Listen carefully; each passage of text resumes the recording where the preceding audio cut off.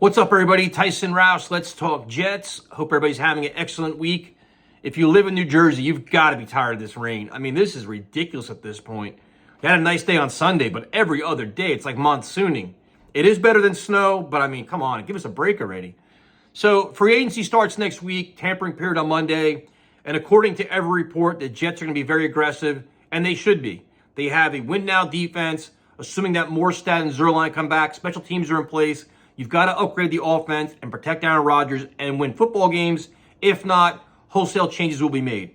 So the one biggest discussion around the Jets is the offensive line, where they have to replace 3 starters. And how they go about doing it is being disputed all over social media. So I might as well share my 2 cents, all right? So obviously, you got to figure Tyron Smith is, left tackle is the spot everybody's looking for. And he's the biggest name. Dallas didn't, tag him or get him re-signed. A little bit older, injury concern, and you wonder what kind of contract he's looking for. Is it like a 1-year deal, a 2-year deal? Like, what kind of money is he looking for as a free agent? And if you have concerns about him, you say, you know what, give him the big money, because when healthy, he's very good. And if you draft a kid, maybe in the later rounds, he could be the mentor. You could transition over where it's not a rush to play the kid, the young guy.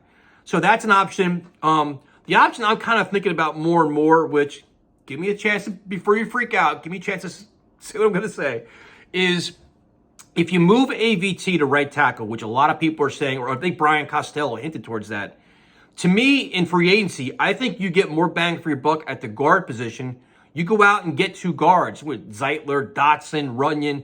Go out and get 2 quality guards. So you have AVT at right tackle. You have your 2 guards. You have Tippmann at center. And then at left tackle, you're like, well, what do you do there? Well, what you can do is, it's no secret that David Bakhtiari is going to be a free agent, and the Jets are going to be interested.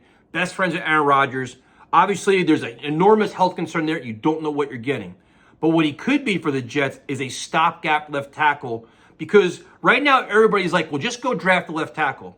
Well, after Fashanu and Alt, there's a lot of right tackles out there where everybody's like, you know what? He's a right tackle, but he can transition over to left.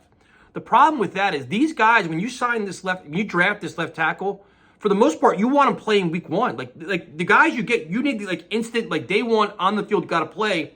And there's some risk with that, especially if you're transitioning from right tackle to left tackle. So you bring in Bakhtiari, say, okay, listen, it's not ideal, but he's our starter for now. Have the competition. He could be an excellent mentor. He'll probably be less than Tyron Smith, I'm assuming, based on his injury history and everything else. May take a discount to play with Rodgers and come with the Jets, assuming a lot here. But that may be the best way to go, where you spend big money on guards, 2 quality guards, Tippmann, AVT at tackle, Bakhtiari, and then your draft pick, assuming at 10, is how you rebuild your offensive line.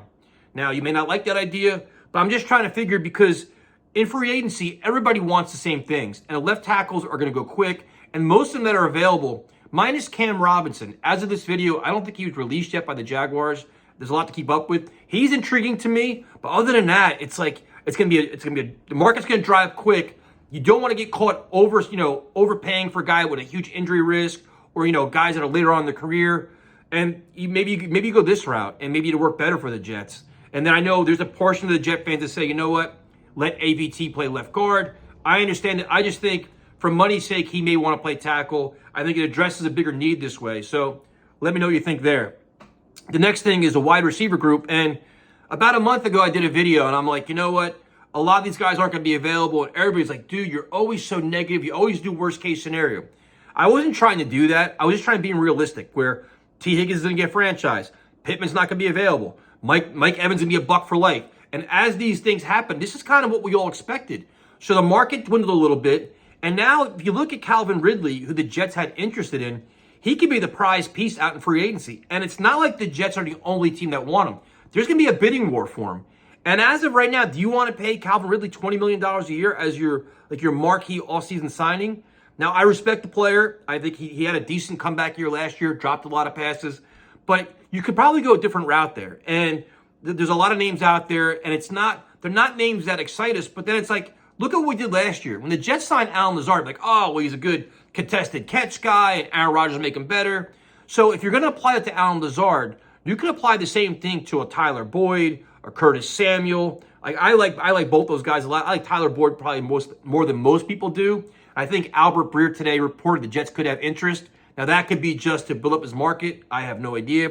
Bourne is out there from the Patriots. There's a lot of guys like that. Now, an interesting name, and I talked to Ryan about this, Ryan from Jets Talk 24/7. He mentioned it, trading for Courtland Sutton, which I love that idea. Because you look at Garrett Wilson, Courtland Sutton is a huge body, man. Big body, great athlete, physical, and that's a perfect complement to Garrett Wilson. So he'd be an ideal pick, trade. But again, a lot of teams, when you see this dwindling free agent market, are probably going to have the same idea. The Jets not having that second round pick is kind of a kick in the ass.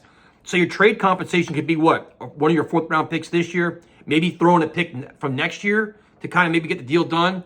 But that could be a challenge. So for me, the expectations, if you come out of this with, say you get a Tyler Boyd and you draft the receiver in the third round and you expect much better play just with Aaron Rodgers back, and then you say, you know what, Tyler Conklin can be an asset, expect more out of Ruckert, Breece Hall in the backfield, I think you can put together a pretty good offense. So my expectations for wide receiver are probably a lot different than others. I'm just not spending big money on Ridley. The last spot is the backup quarterback spot. I saw Mitch Trubisky went back to the Bills. And this is really interesting, too, because you got to figure out which quarterbacks actually want a chance to play. If you're in the tail end of your career, like, say, Jacoby Brissett, would he rather come to the Jets and back up Rodgers or go to New England and play or go to, say, Pittsburgh and compete? Just have a legitimate chance to start and get some game reps in where you're not getting a chance with the Jets. Same thing with Minshew. Minshew had that same feeling with the Colts. He started there last year. Does he want to compete for the starting job? Ryan Tannehill, who I think may fall to the Jets, but again, he's at the end of his career. Does he want to go somewhere to wherever it is, Atlanta, wherever it is, to get a chance to start? I know Kirk Cousins is rumored to Atlanta, but I'm saying you got to figure out which of these quarterbacks are willing to come here and legitimately be behind Rodgers and say, you know what, I'll be the guy, and it could be Tyrod Taylor for all we know. But this free agency is going to be so interesting to see. Will the Jets show the money? Will there be a Jets tax? And what is the league-wide perception of the team? Do people actually want to come here and play with Aaron Rodgers? He's doing a lot of interviews. Conveniently, over the last couple of days, wants to play 4 years, wants to play 3 years. That's no secret, man, because you know what you got to do? You got to sell all across the NFL. If you want to sign a 3-year contract, you're playing with Aaron Rodgers. And that's been the concern that I mentioned the last 3 months, is if you're going to sign a 4-year contract and Rodgers, everybody thinks he's only playing 2 years, are you going to want to play 2 years with an unknown? Probably not. Rodgers now saying, you know what, I want to play 2, 3, 4 more years is going to help with free agency. Hopefully. He's got to bring out his best sales pitch here, So let me know what you guys think. How would you put together your offensive line? Who's your wish list in free agency? And then we'll see what happens, man. I'm sure cuts are going to happen over the next couple of days. Uzomah got cut. No breaking news there. That was all expected.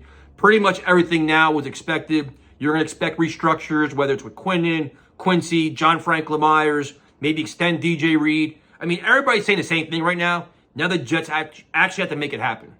That's it. Talk to you guys later.